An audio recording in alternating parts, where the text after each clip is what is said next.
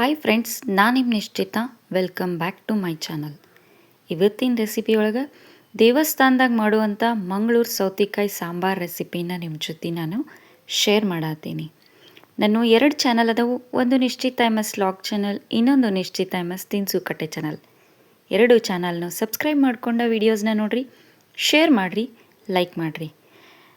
ನಾನು ಮಾಡಕತ್ತಂಥ ಮೆಥಡ್ನಾಗನ ನೀವು ಮಸಾಲೆನದು ರೆಡಿ ಮಾಡಿಕೊಂಡು ಸಾಂಬಾರನ್ನ ಪ್ರಿಪೇರ್ ಮಾಡ್ಕೊಂಡ್ರಿ ಅಂದ್ರೆ ಸೇಮ್ ಟು ಸೇಮ್ ದೇವಸ್ಥಾನದಾಗ ಮಾಡುವಂಥ ಸಾಂಬಾರು ಥರನ ಬರ್ತೈತಿ ನೋಡ್ರಿ.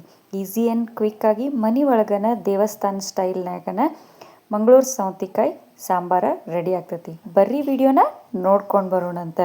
ಫಸ್ಟಿಗೆ ನಾನು ಒಂದು ಕುಕ್ಕರಿಗೆ ಒಂದು ಅರ್ಧ ಬಟ್ಲದಷ್ಟು ತೊಗರಿಬೇಳೆನ ಸ್ವಚ್ಛಾಗಿ ತೊಳೆದು ಕುಕ್ಕರಿಗೆ ಹಾಕ್ಕೊಂಡೀನಿ. ನೆಕ್ಸ್ಟ್ ಈ ಬ್ಯಾಳೆ ಮುಣಗುವಷ್ಟು ನಾನು ನೀರು ಹಾಕ್ಕೊಳತ್ತೀನಿ. ಅಂದರೆ ಒಂದು ಅರ್ಧ ಬಟ್ಲು ಬ್ಯಾಳೆ ಇದ್ರೆ ಒಂದು 3 ಬಟ್ಲದಷ್ಟು ನಾನು ನೀರನ್ನು ಹಾಕ್ಕೊಂಡೀನಿ. ಇದಕ್ಕೆ ರುಚಿಗೆ ತಕ್ಕಷ್ಟು ನಾನು ಉಪ್ಪನ್ನು ಹಾಕ್ಕೋತೀನಿ. ಆಮೇಲೆ ಒಂದು 2ರಿಂದ 3 ಚಿಟಿಕೆಯಷ್ಟು ನಾನು ಅರಿಶಿನ ಹಾಕ್ಕೋತೀನಿ. ಒಂದು ಅರ್ಧ ಚಮಚದಷ್ಟು ನಾನು ಎಣ್ಣೆನ ಹಾಕ್ಕೊಂಡು ಕುಕ್ಕರ್ ಲಿಡ್ ಹಾಕ್ಕೊಂಡು ಹಣ್ಣಾಗೋ ಮಟ್ಟ ನಾನು ಬ್ಯಾಳಿನ ಕುದಿಸ್ಕೊಂಡು ಬರ್ತೇನಂತ. ಸೊ ನೆಕ್ಸ್ಟ್ ಇಲ್ಲೇ ನಾನು ಮಂಗಳೂರು ಸೌತೆಕಾಯಿನ ತೊಗೊಂಡೇನಿ. ಮಂಗಳೂರು ಸಾಂಬಾರು ಸೌತೆಕಾಯಿನ ತೊಗೊಂಡೇನಿ. ಈ ಸಾಂಬಾರನ್ನ ನೀವು ಪರ್ಟಿಕ್ಯುಲರ್ ಆಗಿ ಇದೇ ಸೌತೆಕಾಯಿ ಒಳಗನ ಮಾಡಬೇಕು. ನಾರ್ಮಲ್ ನಮ್ಮ ಸೈಡೆಲ್ಲ ಸಿಗೋ ಸೌತೆಕಾಯಿ ಒಳಗೆ ಸಾಂಬಾರನ್ನ ಮಾಡಿದ್ರೆ ಅದು ಒರಿಜಿನಲ್ ಟೇಸ್ಟ್ ಬರೋಂಗಿಲ್ಲ. ನಾವೊಂದು ಹಾಫ್ ಕ್ವಾಂಟಿಟಿ ಆಫ್ ಸೌತೆಕಾಯಿನ ತೊಗೊಂಡು ಬೀಜಾನ ತೆಗೆದು ಸಿಪ್ಪಿ ಧರಿಸ್ಲೇನ ಕ್ಯೂಬ್ ಶೇಪ್ನಾಗ ಕಟ್ ಮಾಡ್ಕೊಳಕತ್ತೀನಿ. ಸಿಪ್ಪಿ ತೆಗಿಬೇಡ್ರಿ, ಸಿಪ್ಪಿ ಇರಬೇಕು ಅಂದ್ರನ ಇದ್ರದ್ದು ಟೇಸ್ಟು ಬರ್ತೈತಿ. ಸೊ ನಂಗೆ ಇಲ್ಲೇ ಅರ್ಧ ಕ್ವಾಂಟಿಟಿ ಅಷ್ಟು ಸೌತೆಕಾಯಿ ಸಾಕು. ಸೊ ನಾನು ಅರ್ಧ ಕ್ವಾಂಟಿಟಿ ಸೌತೆಕಾಯಿನ ತೊಗೊಂಡು ಕ್ಯೂಬ್ ಶೇಪ್ನಾಗ ಕಟ್ ಮಾಡ್ಕೊಂಡೀನಿ.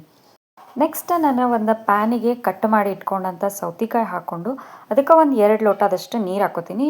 ನೀರು ಎಷ್ಟು ಹಾಕೋಬೇಕಂದ್ರೆ ಸೌತೆಕಾಯಿ ಮುಣಗಬೇಕು ಅಷ್ಟು ನಾವು ನೀರನ್ನ ಹಾಕ್ಕೊಂಡು ಒಂದು 5ರಿಂದ 6 ನಿಮಿಷ ಇದನ್ನು ಚಲೋತ್ನಂಗೆ ಕುದಿಸ್ಕೊಳ್ಳೋಣಂತ.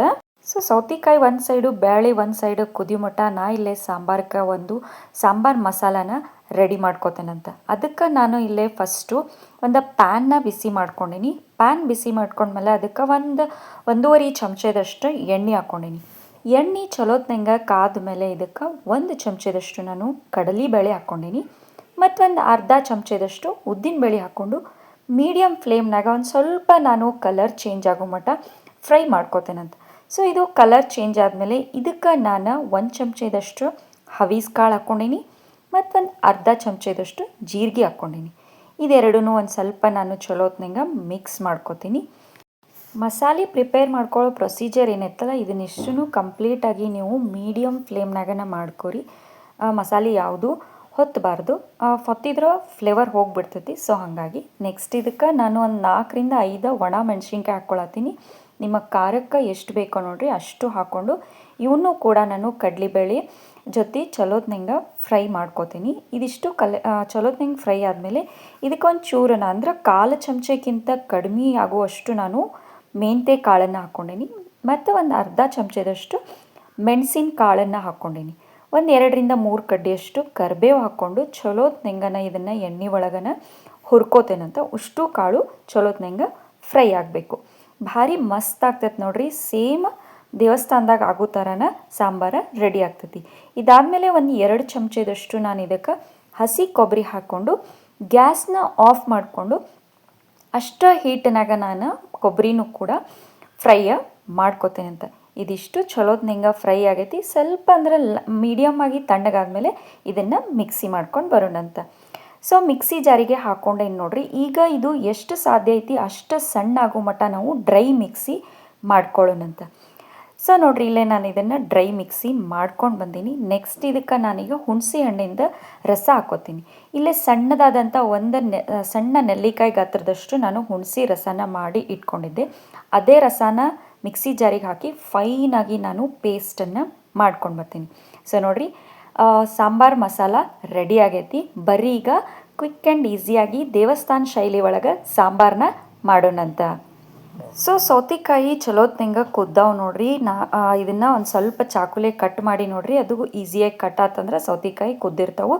ಸೊ ಇಲ್ಲೇ ಸೌತೆಕಾಯಿ ಚಲೋತ್ನಂಗೆ ಕುದ್ದಾವು. ಇದನ್ನು ನಾನು ಸ್ಟ್ರೈನ್ ಮಾಡಿ ನೀರು ಬೇಳೆ ಸೌತೆಕಾಯಿ ಬೇರೆ ಮಾಡಿ ಇಟ್ಕೊಂಡು ಸಾಂಬಾರು ರೆಡಿ ಮಾಡ್ಕೋತೇನಂತ. ಬರ್ರಿ ಸೌತೆಕಾಯಿನ ಸ್ಟ್ರೈನ್ ಮಾಡ್ಕೊಂಡು ನಾನು ನಿಮ್ಗೆ ಸಿಗ್ತೇನಂತ. ಸೊ ನಾ ಸ್ಟ್ರೇನ್ ಮಾಡ್ಕೊಂಡಿದ್ದು ಸೌತೆಕಾಯಿ ಏನೈತಲ್ಲ, ನಾನು ಅದೇ ಪ್ಯಾನಿಗೆ ವಾಪಸ್ ಹಾಕ್ಕೋತೀನಿ. ನೀರನ್ನು ಕೂಡ ನಾನು ತೆಗೆದಿಟ್ಕೊಂಡಿನಿ, ಆಮೇಲೆ ಯೂಸ್ ಮಾಡ್ಕೋತೀನಿ. ನೆಕ್ಸ್ಟ್ ಈಗ ನಾವು ಕುದಿಸಿ ಇಟ್ಕೊಂಡಂಥ ಬ್ಯಾಳೆ ಏನಿತ್ತಲ್ಲ ಅದನ್ನಷ್ಟು ನಾನು ಸೌತೆಕಾಯಿಗೆ ಹಾಕ್ಕೋತೀನಿ. ಈಗ ಟೇಸ್ಟ್ ನೋಡಿರಿ, ನಿಮ್ಮ ಟೇಸ್ಟಿಗೆ ಎಷ್ಟು ಬೇಕೋ ಅಷ್ಟು ಉಪ್ಪನ್ನು ಹಾಕೋರಿ. ನೆಕ್ಸ್ಟ್ ಇದಕ್ಕೆ ಒಂದು ಸ್ವಲ್ಪ ನಾವು ಬೆಲ್ಲನ ಹಾಕ್ಕೊಳ್ಳೋಣಂತ. ಆಮೇಲೆ ಮಿಕ್ಸಿ ಮಾಡಿ ಇಟ್ಕೊಂಡಂಥ ಮಸಾಲ ಪೇಸ್ಟ್ ಏನಿತ್ತಲ್ಲ ಅದನ್ನಷ್ಟು ಇದಕ್ಕೆ ಹಾಕ್ಕೊಂಡು ಒಂದು ಸಲ ನಾವು ಚಲೋತ್ನಂಗೆ ಮಿಕ್ಸ್ ಮಾಡ್ಕೊಳ್ಳೋಣಂತ. ಎಷ್ಟು ಈಸಿಯಾಗಿ ನೋಡಿರಿ ದೇವಸ್ಥಾನ ಶೈಲಿಯ ಮಂಗಳೂರು ಸೌತೆಕಾಯಿ ಸಾಂಬಾರು ರೆಡಿ ಆಗಿಬಿಡ್ತೈತಿ. ಚಲೋತ್ನಂಗೆ ಮಿಕ್ಸ್ ಮಾಡ್ಕೊಂಡ್ಮೇಲೆ ನಿಮ್ಮ ಟೇಸ್ಟ್ ನೋಡಿರಿ, ಇನ್ನೊಂದು ಸ್ವಲ್ಪ ಉಪ್ಪು ಬೇಕಿದ್ರೆ ಸೇರಿಸ್ಕೊರಿ ಮತ್ತು ನೀರನ್ನು ಕೂಡ ಸೇರಿಸ್ಕೊರಿ. ನಿಮ್ಮ ಕನ್ಸಿಸ್ಟೆನ್ಸಿ ನೋಡಿ ನೀವು ನೀರನ್ನು ಹಾಕೋರಿ. ನಿಮಗೆ ತಿಕ್ ಬೇಕಿತ್ತಂದ್ರೆ ತಿಕ್ಕು, ತಿನ್ನಬೇಕಿದ್ರೆ ತಿನ್ನು. ನಾನು ಸೌತೆಕಾಯಿಗೇನ ನೀರು ಯೂಸ್ ಮಾಡಿದ್ದೆಲ್ಲ ಆ ನೀರನ್ನ ಮಿಕ್ಸಿ ಜಾರಿಗೆ ಹಾಕಿ ಒಂದು ಸ್ವಲ್ಪ ಹಾಕ್ಕೊಂಡಿನಿ. ಮತ್ತೊಂದು ಸಲ ಮಿಕ್ಸ್ ಮಾಡಿ ಕನ್ಸಿಸ್ಟೆನ್ಸಿ ನೋಡಿಕೊಂಡು ಇನ್ನೊಂದು ಕಪ್ಪಿನಷ್ಟು ನಾನು ನೀರನ್ನು ಸೇರಿಸ್ಕೋತೀನಿ. ಆಮೇಲೆ ಒಂದು ಕುದಿ ಕ್ವಿಕ್ ಆ್ಯಂಡ್ ಈಸಿಯಾಗಿ 2 ನಿಮಿಷ ನೀವು ಕುದಿಸ್ಕೊಂಡ್ರಿ ಅಂದರೆ ಸಾಂಬಾರು ರೆಡಿಯಾಗಿಬಿಡ್ತೈತೆ ನೋಡ್ರಿ. ಸೊ ಒಂದು ಸಲ ನೀರು ಹಾಕೊಂಡ್ಮೇಲೆ ನಾನು ಚಲೋ ಹೊತ್ನಂಗೆ ಮಿಕ್ಸ್ ಮಾಡಿಕೊಂಡು ಕುದಿಸ್ಕೋತೇನಂತ. ನೀವು ಇದನ್ನು ಬಿಸಿ ಬಿಸಿ ರೈಸಿಗೆ ಸರ್ವ್ ಮಾಡಿರಿ, ಭಾರಿ ಟೇಸ್ಟ್ ಅಂದರೆ ಟೇಸ್ಟ್ ಆಗಿರ್ತೈತಿ. ಸಾಂಬಾರು ರೆಡಿ ಆಗೈತಿ. ಇದಕ್ಕೆ ನಾನು ಮ್ಯಾಲೊಂದು ಸ್ವಲ್ಪ ಕೊತ್ತಂಬರಿ ಉದುರಿಸ್ಕೊಂಡು ಚಲೋ ಮಿಕ್ಸ್ ಮಾಡಿಕೊಂಡು ಒಂದು ಸೈಡಿಗೆ ಎತ್ತಿಟ್ಕೊಂಡು ಇದಕ್ಕೆ ಒಂದು ಕ್ವಿಕ್ಕಾಗಿ ಒಗ್ಗರಣೆ ಕೊಡೋಣಂತ ಬರ್ರಿ. ಒಗ್ಗರಣೆ ಕೊಡೋಕೆ ನಾನು ಒಂದು ಒಗ್ಗರಣೆ ಬಾಳ್ಗಿಗೆ ಒಂದು 2-3 ಚಮಚದಷ್ಟು ಎಣ್ಣೆ ಹಾಕ್ಕೊಂಡಿನಿ. ಎಣ್ಣೆನ ಚಲೋತ್ನಂಗೆ ಕಾಯಿಸ್ಕೊತೀನಿ.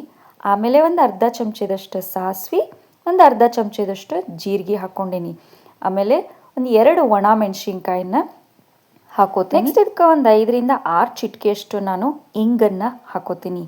ಅದಾದಮೇಲೆ ಒಂದು 2 ಕಡ್ಡಿಯಷ್ಟು ಕರಿಬೇವು ಹಾಕ್ಕೊಂಡು ಒಂದು ಸಲ ಚಲೋತ್ನಂಗೆ ಮಿಕ್ಸ್ ಮಾಡಿದ್ವಿ ಅಂದರೆ ಒಗ್ಗರಣೆ ರೆಡಿ ಆಗಿಬಿಡ್ತೈತೆ ನೋಡಿರಿ.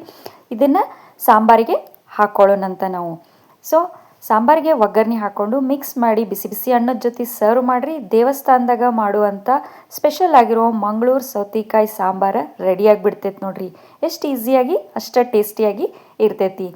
ನೀವು ಮನೆ ಒಳಗೆ ಮಾಡಿರಿ. ಟೇಸ್ಟ್ ಹೆಂಗಿತ್ತಂತ ಹೇಳಿ ನನಗೆ ಕಮೆಂಟ್ಸ್ನಾಗ ತಿಳಿಸ್ರಿ. ನಾನು 2 ಚಾನಲ್ನು ಸಬ್ಸ್ಕ್ರೈಬ್ ಮಾಡ್ಕೊಂಡು ವೀಡಿಯೋಸ್ನ ನೋಡಿರಿ, ಶೇರ್ ಮಾಡಿರಿ, ಲೈಕ್ ಮಾಡಿರಿ. ನೀವು ನನ್ನ ವಿಡಿಯೋನ ಲೈಕ್ ಮಾಡೋದ್ರಿಂದ ನನ್ನ ವೀಡಿಯೋಸ ಭಾಳಷ್ಟು ಜನರ ಮಟ್ಟ ರೀಚ್ ಆಗ್ತಾವೆ ನೋಡಿರಿ. ನನಗೆ ಸಪೋರ್ಟ್ ಮಾಡಿರಿ. Thank you.